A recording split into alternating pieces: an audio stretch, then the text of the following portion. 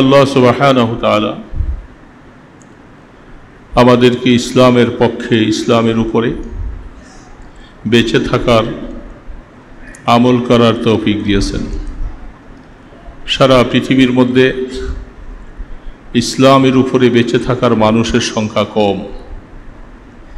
যারা আমরা বেঁচে আছি ইসলাম নিয়ে, আমাদের মধ্যে বিভিন্ন রকমের সমস্যা, বিভিন্ন মতানৈক্য, মতবিরোধ, সব কিছু নিয়েই আমরা বেঁচে আছি। কোরআন গবেষণা করার সুযোগ আমাদের নাই, আমরা খুব ব্যস্ত। কোরআনকে আল্লাহ সুবহানাহু ওয়া তাআলা আমাদের হেদায়েতের জন্য নাজিল করেছেন। কোরআন যদি মানুষ, বিশেষ করে মুসলিম সমাজ, তারা যদি গবেষণা করত, তাদের চরিত্র আরও সুন্দর হতো। কিন্তু আক্ষেপ এবং দুঃখের বিষয় হলো যে আমরা দুনিয়ার কাজে এত ব্যস্ত, আর আজকাল কোরআন গবেষণা করাটা অনেকটাই সহজ। প্রত্যেক ভাষায় তা ব্যাখ্যা হয়েছে, বঙ্গানুবাদ হয়েছে, তাফসীর হয়েছে। এগুলি গবেষণা করলে কোরআনের অনেক নির্দেশ আমাদের কাছে পরিষ্কার হয়ে যেত, আমাদের জীবনটা ওইভাবে গড়াতে আমরা সক্ষম হতাম। এই জন্য আল্লাহ পাক বলছিলেন কোরআন নাজিল করে, আমি কোরআনকে আরবি ভাষায় নাজিল করেছি লাআল্লাকুম তাকিলুন, যেন তোমরা কোরআন বুঝো। এই জন্য আমি কোরআনকে আরবি ভাষায় নাজিল করেছি। আরবি ভাষায় নাজিল করার পরেও প্রশ্ন থেকে যেতে পারে যে আমরা যারা বিভিন্ন ভাষাবিদ, তা আমরা তো আরবি ভাষা বুঝি না। সে বুঝার জন্য সর্বভাষায় সর্বযুগে তাকে ট্রান্সলেট করা হয়েছে, তাফসীর করা হয়েছে। সেইভাবে আমরা যদি গবেষণা করতে চাইতাম, তাহলে আমাদের কাছে অনেক কিছুই সহজ হয়ে যেত। আপনারা এই মজলিসে যারা আছেন, আপনি বলতে পারবেন না যে আমাদের মধ্যে কয়জন মানুষ আমরা সপ্তাহে বা মাসে দৈনিক কোরআনের তাফসীর নিয়ে একটু গবেষণা করি, কয়জন আছেন? সারা মজলিসের মধ্যে আমার মনে হয় 2-4-5 জন মানুষ পাওয়া যাবে না। সপ্তাহে একটা হয়তো কোনো খানে, যেখানে আমরা জুমা পড়ি, সেইখানে কিছু আলোচনা শুনতে যাই। তাও তো এখন একটু গরমের কারণে একটু আগে আসছে, গরম না হলে তো আরও পরে আসতাম আস্তে আস্তে। এসির বাতাসটা পাওয়ার আশায় তাড়াতাড়ি করে ছুটছি। কিন্তু আসলে কোরআন গবেষণা করার মতো, কোরআন কিন্তু আল্লাহ পাক বলছেন তোমরা কোরআন গবেষণা। হ্যাঁ, কোরআন না বুঝি পড়লে সওয়াব হবে, এতে কোনো সন্দেহ নাই। সওয়াব এক বিষয়, কোরআন বুঝা আরেক বিষয়। আল্লাহ সুবহানাহু ওয়া তাআলা কোরআনকে বুঝার জন্য বলছিলেন। তো এখন শুধু এই দেশের ওলামায়ে কেরাম যারা কিছু কোরআন হাদিস পড়ে, তারা কিছু কোরআন, তার মধ্যেও ব্যস্ততা হলে কোরআন গবেষণা করার সময় এরাও পায় না। তা আমরা কোরআন থেকে কি নিব? এই জন্য কোরআন তো একটা বিশাল একটা কমপ্লিট অফ কোর্স, এটা পুরা লাইফের জন্য, সারা জীবনের জন্য এত বড় মুসলমানের জন্য কোর্স আর পৃথিবীতে নাই। যখন কোরআন বুঝতে যাব, তখন কোরআন বুঝতে গেলেই তখন হাদিসের দ্বারপায় হতে হবে, হাদিসের শরণাপন্ন হতে হবে। তো এগুলি পাশাপাশি জীবনের কিছু সময় অনুশীলন করার মতো একটা সময়, 10 মিনিট হোক, 20 মিনিট হোক, আধা ঘন্টা সময় পাই, আমি একটু কোরআনের সুন্দর যে সমস্ত ট্রান্সলেশনগুলি করা হয়েছে, তাফসীর করা হয়েছে, বঙ্গানুবাদ বাংলা ভাষায় অনেক অনেক তাফসীর আছে। আমাদের জীবনে একটু একটু সময় দেখলে যে আমাদের হৃদয়টা যে কত ভালো লাগবে, আল্লাহকে যে আরো কত ভালোবাসবো, তখন বুঝতে পারবো যে আল্লাহকে, আল্লাহ পাকের ক্ষমতা কি, আমাদের উপরে আল্লাহ পাকের কি ইহসান, কি অনুগ্রহ, কি দয়া। এজন্য শুধু এতদিন একটাই বলতাম যে কোরআন তেলাওয়াত জানি না, সেটাই বলছিলাম। শুধু সবসময় রমজানে বিভিন্ন সময় কোরআন তেলাওয়াতওয়ালা মুসলমানের সংখ্যা কম। তেলাওয়াত তো জানি না, যারা তেলাওয়াত জানি তাদেরকে বলছি যে আমরা কিছু কোরআনের গবেষণা করব। এটা জীবনে অনেক মূল্য রাখে, অনেক মূল্য রাখে।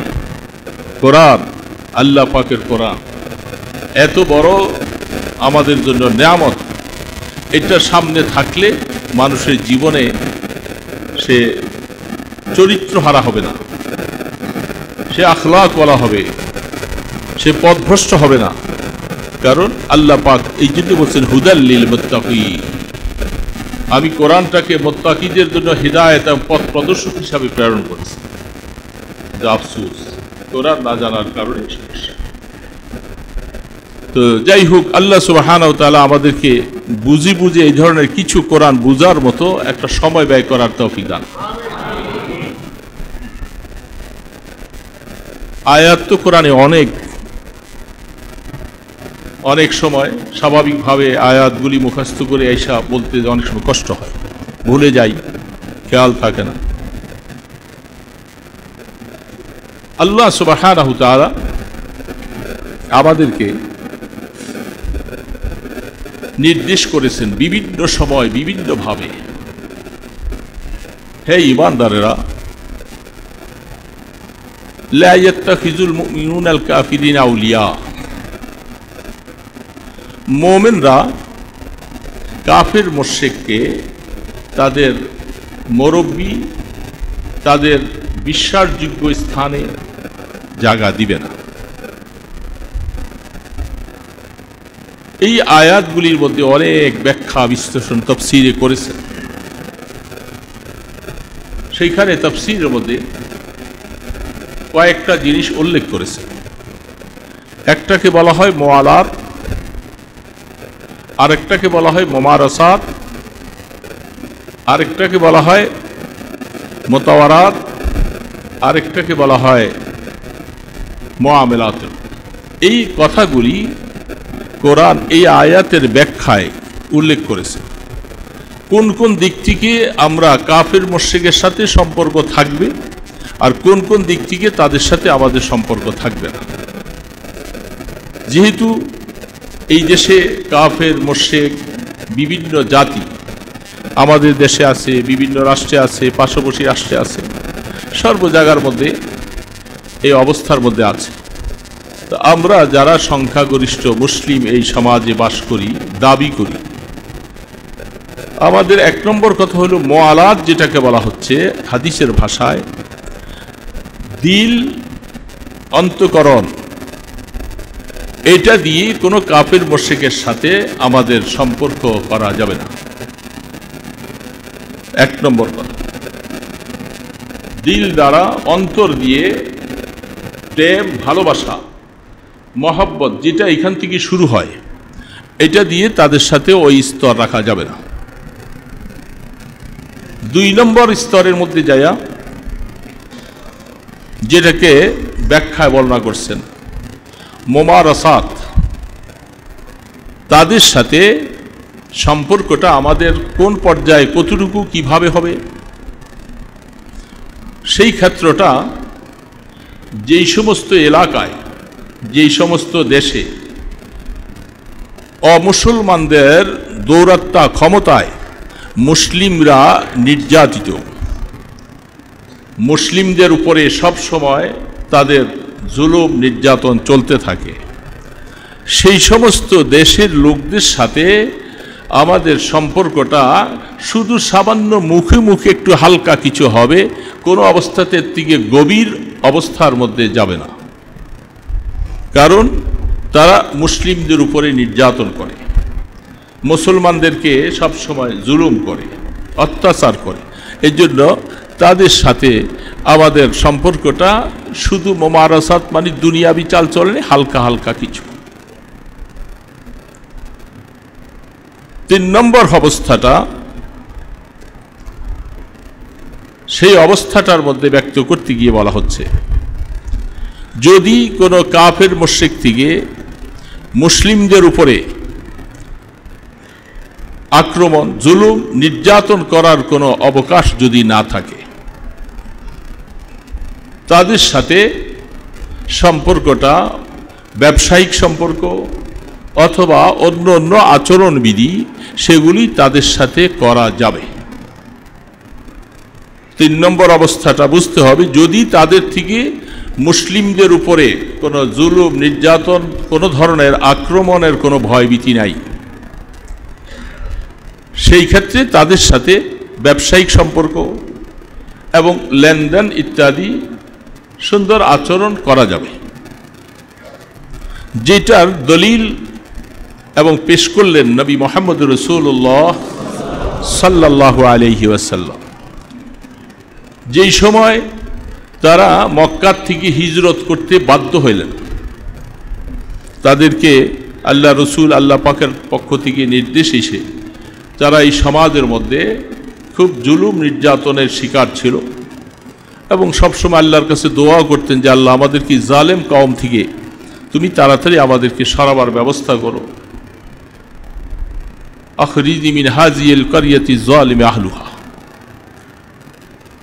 তারপর থেকে মদিনা শরীফে যখন আল্লাহর হাবিব সেখানে অবস্থান নিলেন, ইসলামী হুকুমত যখন কায়েম হয়ে গেল, তখন সেখানে মুসলমানদের উত্তর উত্তর করে প্রভাব বাড়তে লাগলো। যুদ্ধ বিগ্রহ যেগুলি হয়েছিল সেটা এক ভিন্ন আঙ্গিকে।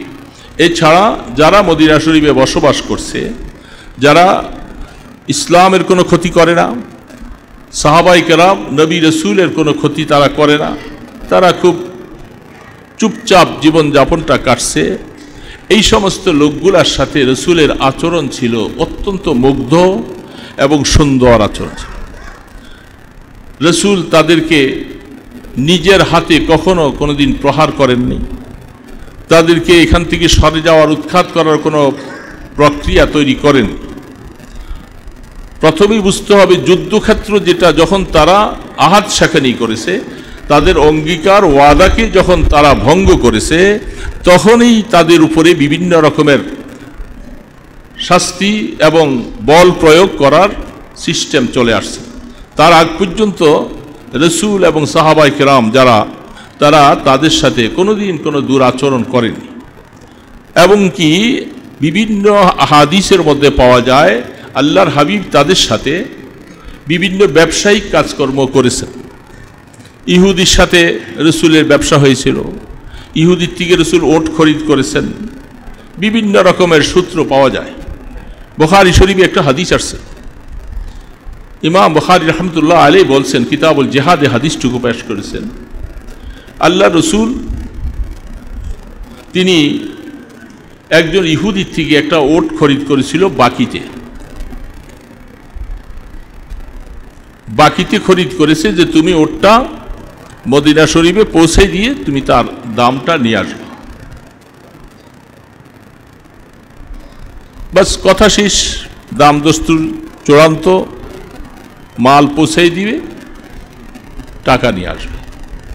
পথে অন্য আরো ইহুদি তারা জিজ্ঞাসা করলো তুমি ওটটা নিয়ে কোথায় যাচ্ছ? সে বলছে আমি এটা তাদের ভাষায় মুহাম্মদের কাছে বিক্রি করেছি।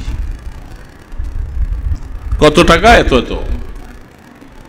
সে বলতে লাগলো এক কাজ করো, আমি আরো কিছু টাকা বাড়িয়ে দিব, তুমি ওটটা আমার কাছে বিক্রি। যেটা আমাদের সমাজে অহরহ হয়, কোন একটা মাল একজন পছন্দ হয়েছে, খরিদ করতেছেন, আরেকজন পট করে আসে একটু বেশি দাম দেয়া তার চয়েস হয়েছে নিয়ে গেল। যিনি প্রথম দামটা বলছেন ওনার কাছে কষ্ট লাগলো, আহা আমি মাছটা পছন্দ করেছি, মুরগাটা পছন্দ করেছি, এটা পছন্দ করেছি, আর তোমার কিছু কি আর নাই, তুমি আইসে এটাই দাম বাড়াই দিয়ে নিয়ে গেল। তো এই কাজটা বুঝতে পারছেন তো, এই কাজটা কাদের কাজ? ইহুদিদের কাজ, মুসলমানদের কাজ না। তো সে এই প্রলোভনে পড়ে যাওয়ার মতো উপক্রম, সে বলছে তাহলে আমি মুহাম্মদকে কি বলবো এই কথার জবাবে? বলে তুমি বলবা তোমার এই বেচা কিনার মধ্যে কোনো সাক্ষী ছিল কিনা, সেটাও বুদ্ধি শিখাই দিতেছে। তোমার এই বেচা কিনায় কোনো সাক্ষী ছিল? বলে না, সাক্ষী তো কেউ ছিল না, আমি আর তার ভাষায় মুহাম্মদ, এই আমরা দুইজনেই চুক্তি করেছি। তাহলে তো একটা সুন্দর ব্যাপার হলো। বেচা কিনার মধ্যে অনেক সময় সাক্ষী প্রয়োজন হয় কিছু কিছু ক্ষেত্রে। তুমি বলবা যে আপনি যে ওটটা আমার থেকে খরিদ করেছেন কোনো সাক্ষী আছে কি? যে তিনি সাক্ষী পেশ করতে না পারে তুমি বলবা আমি আপনার কাছে এটাই দামে বেশি নেই। সুন্দর রাস্তা, সে ওটটা নিয়ে আসছে, আসার পরে আল্লাহর হাবিব তাকে টাকা দিবে, ওটটা বেঁধে রাখো। সে বলতেছে না আমি ওট তো আপনাকে দিব না। কেন? আমি ওটা আপনার কাছে এই দামে বিক্রি করি নাই। ইহুদি, মুশরিক, কাফের তাদের স্বভাবই হলো মিথ্যা কথা বলা। মুসলিমকে আল্লাহ পাক বারবার করে হেদায়েত দিয়েছেন, খবরদার মিথ্যা বলো না, মিথ্যা সমস্ত পাপের জড়। এখান থেকে সূত্র শুরু হয়, যাবতীয় অন্যায়, ব্যভিচার সব কিছু এই মিথ্যার থেকে সূত্রটা শুরু হয়। উম্মুল মাসি, যাকে সমস্ত গুনার মা বলে আখ্যায়িত করা হয়েছে। তাই সেই মিথ্যাটা আমরা তো এখন মুসলমানরা সম্ভবত বলি না, কি বলে? হ্যাঁ, আমি একটু জিজ্ঞাসা করলাম, আমাদের কাছে মিথ্যা আছে না? মুনাফিকের যে তিনটা আলামতের মধ্যে এটা একটা আলামত। যখন কথা বলে সে কি বলে? মিথ্যা বলে। এটা মুনাফিকের চরিত্রগুলার মধ্যে একটা চরিত্র। তো আফসুস, আমরা মুসলিম জাতি, আমরা যে কত মিথ্যা বলি দৈনিক। এক একটা মিথ্যার প্রতিক্রিয়া, তার আসর হলো গুনায়ে কবিরা, কঠিন গুনাহ।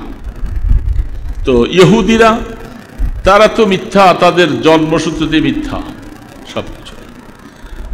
আল্লাহর হাবিব তার শাখে মজলিসের মধ্যে সাবিত ইবনে কাইস রাদিয়াল্লাহু তাআলা আনহু তিনি ছিলেন, আরো দুই একজন সাহাবীরা ছিলেন। রাসূল বলতেছে, বড় আশ্চর্য, তুমি এমন একটা কথা কি করে বলতে পারলা? সাক্ষী নাই বিধায় তুমি আমার কাছে এটা বিক্রি করো নাই। সে তো আর রাসূলকে বুঝে না, যার জীবনে কোনো মিথ্যার কোন একটা সামান্য সুতাও নেই। তো তিনি বলতেছেন যে আমি তো আসলে তোমার থেকে এই দামে ওটা খরিদ করেছিলাম। এখন যেহেতু উসুল এবং কায়দার ভিত্তিতে তুমি এখন আমাকে ফেল করে দিতে পারছো, কারণ আমার কাছে কি নাই? সাক্ষী। ঠিক আছে, ওই সময় সাহাবী ইবনে কাইস রাদিয়াল্লাহু তাআলা যাকে না সাহাবী ইবনে কাইস রাদিয়াল্লাহু আনহু, তুমি কি বলতেছো আমাকে? না বুঝা কথা বুঝে।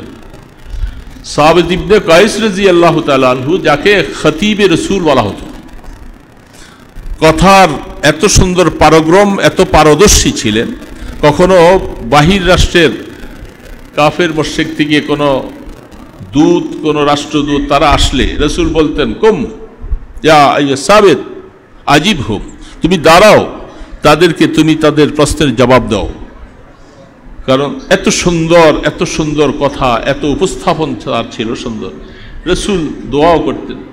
তো এই মুহূর্তে ওই সময় ওই ব্যক্তি, ওই সাহাবী তিনি সেখানে দাঁড়ান। উসুল ভিত্তিক ফেল। সাহাবী ইবনে কাইস রাদিয়াল্লাহু তাআলা আনহু তিনি বলতেছেন, ইয়া রাসূলুল্লাহ, আমি একটু কথা বলতে চাই, ইজাজত। রাসূল বলেন, হ্যাঁ ইজাজত।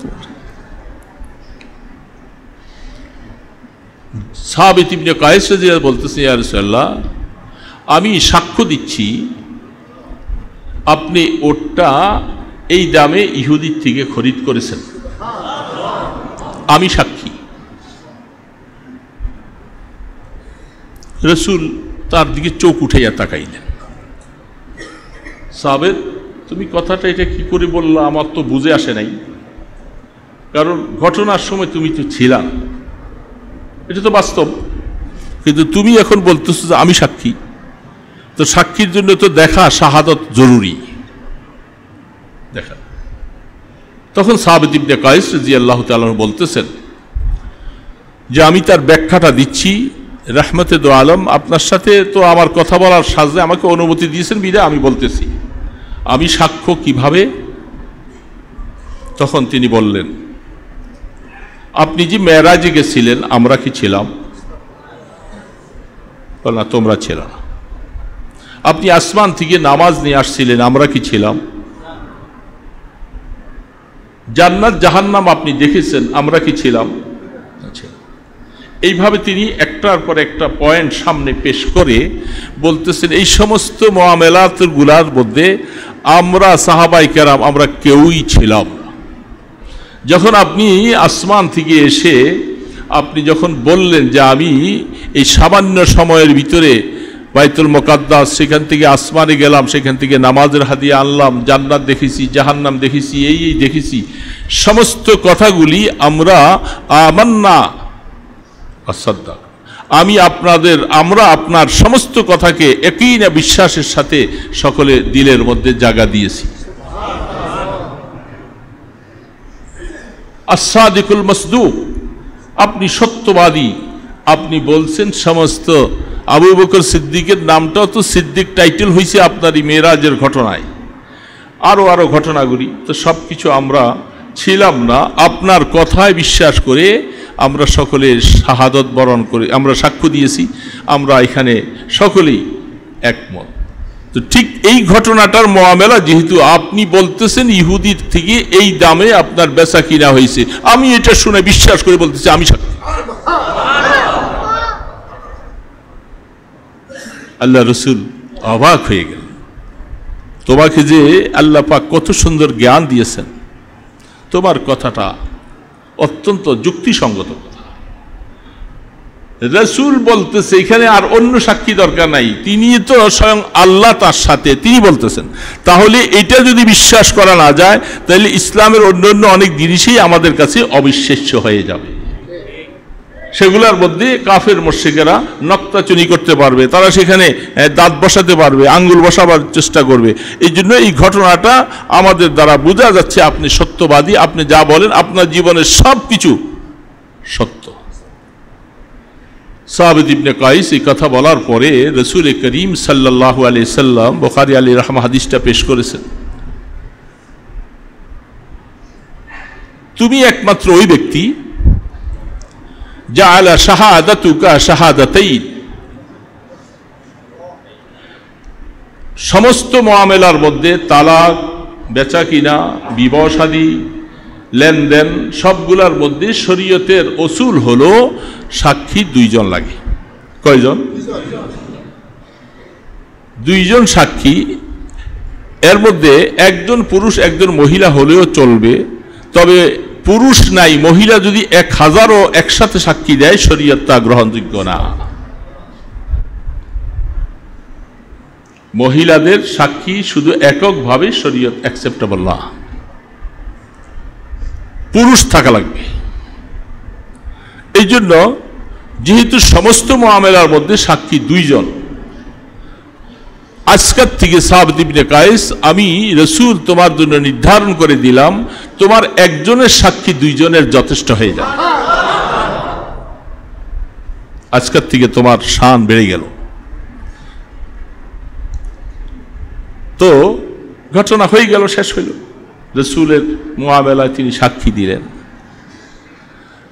এই সাক্ষী তাহলে বোঝা যাচ্ছে মুসলমানরা তারা সর্বদা সর্ব অবস্থায় সত্য কথা বলবে, তাদের সাক্ষী সত্য হবে। কাফির মুশরিকেরা তারা ঘুরাতে তাদের কোনো কষ্ট নাই, সমস্যা নাই, মুহূর্তের ভিতরে কথা ঘুরে ফেলবে। এমনকি কোরআন শরীফে একটা দুইটা নয়, অনেক আয়াত আসছে।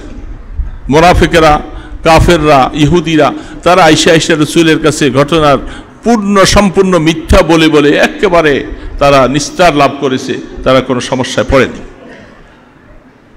তো মুসলমানের বৈশিষ্ট্য কি? মুসলমান সত্য।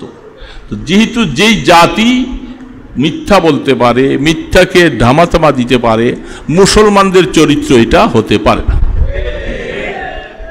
তাহলে আমাদের দেশে তিনটার কথা যেটা বলছিলাম, রাসূল ওই তিনটা ঘটনা, তিনটা পয়েন্টের 3 নম্বর পয়েন্টে রাসূল তাদের সাথে ব্যবসা বাণিজ্য করেছে। কখন? যখন তাদের থেকে কোনো রকমের আক্রমণ, কোনো রকমের জুলুমের কোনো আশঙ্কা যদি না থাকে, ওই সমস্ত কাফের মুশরিক ইহুদিদের সাথে ব্যবসা বাণিজ্য করা যাবে। এটা শরীয়তের মাসালা।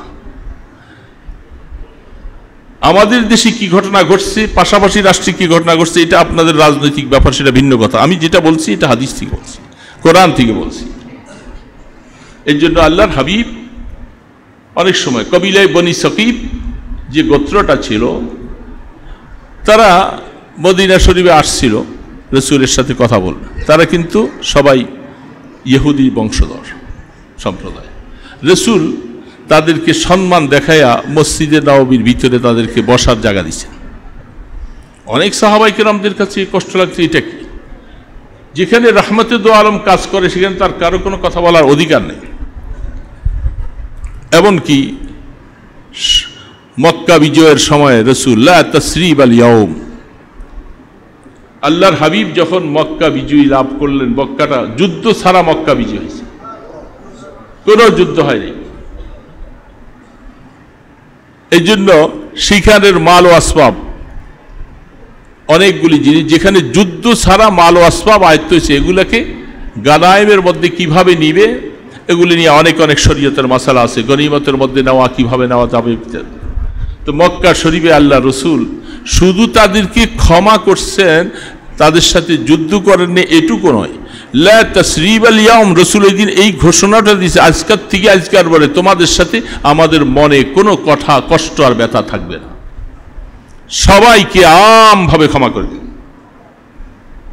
এটা সাধারণ কথা না। আমরা তো শুধু এতশো বৎসর পরে আইসা শুনতেছি, সেইখানে রসুলকে মেরে ফেলা হচ্ছে, মেরে ফেলবে, চতুর্দিকে বেষ্টনী দিয়া সাহাবায়ে কেরামদের উপরে কত জুলুম, কত নির্যাতন। 3টা বৎসর শেয়াবে আবি তালেবের উপত্যকায় সেখানে রসুল সহ পুরা তাদেরকে বন্দিশালায় আটকাই রাখা হয়েছিল, পানি নাই, খাবার নাই, গাছের পাতা চিবাইয়া তারা খেয়েছে। তো সেই অবস্থার মধ্যে সেইখানে যখন বিজয়ী লাভ করলো, সেইখানে যখন মুসলমানদের বিজয় হলো বিনা যুদ্ধে, রাসূল এলান করে দিলেন আবু সুফিয়ানের ঘরের মধ্যে যারা আশ্রয় নিবে এরা মাপ, হিন্দার ঘরে যারা আশ্রয় নিবেন এরা মাপ। এইভাবে কতদের নাম বলে বলে রাসূল বলছেন। সেই বৎসরে খালিদ বিন ওলীদ মুসলমান হওয়ার সূত্র মাত্র শুরু। আল্লাহ রসুল সবাইকে, হুনাইনের যুদ্ধের মধ্যে যারা বন্দিশালা আসলো, ওহুদের বদরের যুদ্ধের মধ্যে বন্দিশালাদের সাথে রসুলের আচরণগুলি কি, এগুলি সব হাদিসের পৃষ্ঠায় দিবা আলোকের মতো স্পষ্ট। রসুল তার চাচা আব্বাসের ক্যাংরানির কারণে, কষ্টের কারণে রসুল ঘুমাতে পারছে না। আর সামান্য সেখানে একটু অবস্থায় রসুল বললেন, কি হয়েছে আব্বাস? কি বলে, আব্বাসের হাতের বানটা একটু ঢিল করে দাও, হাতের বানটা টাইট, রক্ত। তিনি রুজ করলেন। পরবর্তীতে হযরতে আব্বাস আরামে শুয়ে একটু ঘুমাই গেলেন। রসুল জিজ্ঞাসা করলেন যে আব্বাসের আওয়াজ শোনা যায় না, আব্বাস কি বেঁচে আছে না মরে গেছে? কারণ কোনো আওয়াজ পাওয়া যায় না। পরে সাহাবায়ে কেরাম বললেন, ইয়া রাসূলুল্লাহ, আব্বাসের হাতের বানটা আমরা একটু ঢিল করে দিয়েছি, যেহেতু তার কান্না কাটার চিচির মিচির কারণে আপনার ঘুম আসতেছে না, এটা আমরা বুঝছি। রসুল বললেন, ঠিক আব্বাসের হাতের বানটা যতটুকু ঢিল করেছ, প্রত্যেকটা বন্দির হাতকে অতটুকু ঢিল করে, নতুবা কিয়ামতের ময়দানে আমাকে আল্লাহর সামনে জবাবদিহি করতে হবে। আমার আত্মীয় হওয়ার কারণে স্বজন প্রীতি এখানে করা যাবে না। তো তাদের সাথে মুআমালা এইভাবে, এগুলির হাদিসের বর্ণনাগুলি সব সামনে। তো রসুলের আখলাক, হুনাইনের যুদ্ধের মধ্যে অবস্থা। তাহলে বোঝা যাচ্ছে 3 নম্বর স্তরের মধ্যে যদি তাদের থেকে কোনো জুলুমের আশঙ্কা যদি না থাকে, নির্যাতনের আশঙ্কা না থাকে, সেইখানে ব্যবহার এইভাবে হবে। 4র্থ নম্বরে যায়া তাদের সম্পর্কে এই আয়াতের ব্যাখ্যায় যে বলা হচ্ছে, যদি তারা কখনো আচরণবিধি ভঙ্গ করে, নষ্ট করে, মুসলমানদের সাথে সন্ধিতে একাত্মতা পোষণ করতে চায় না, তখন তাদের সাথে মুআমালাটা কঠোর করা হয়। এই ভূমিকাটা শোনার পরে আমরা এতক্ষণ আমি ভূমিকা পেশ করলাম হাদিস থেকে কোরআন। আমরা এই দেশে সংখ্যাগরিষ্ঠ মুসলিম, সন্দেহ তো নাই। আমাদের এই দেশে বিভিন্ন বিভিন্ন ধর্মাবলম্বীরাও বাস করে। আমি তো দেখব যে আমাদের মুসলিম জাতিদের যে আখলাক, যদিও কোথায় যেন একদিন বলছিলাম, ওই দিন আমাদের সাংবাদিক সম্মেলনে বলছিলাম, কিছু যুবক আছে যারা 5 ওয়াক্ত নামাজ পড়ে না, মাঝে মধ্যে পড়ে, জুমাটা পড়ে। এদের কাছেও ধর্মীয় কোনো ইস্যু নিয়ে যদি দেখা যায় সামনে আসে, যেমন কালকার পেপারে দেখছি, সেই রংপুরের ওই দিকে এক ফেসবুকের মধ্যে এক হিন্দু আমাদের রাসূল সাল্লাল্লাহু আলাইহি ওয়াসাল্লামের উপরে কটূক্তি করেছে। পুলিশ তাকে অ্যারেস্ট করেছে, জেলে দেওয়া হয়েছে। তো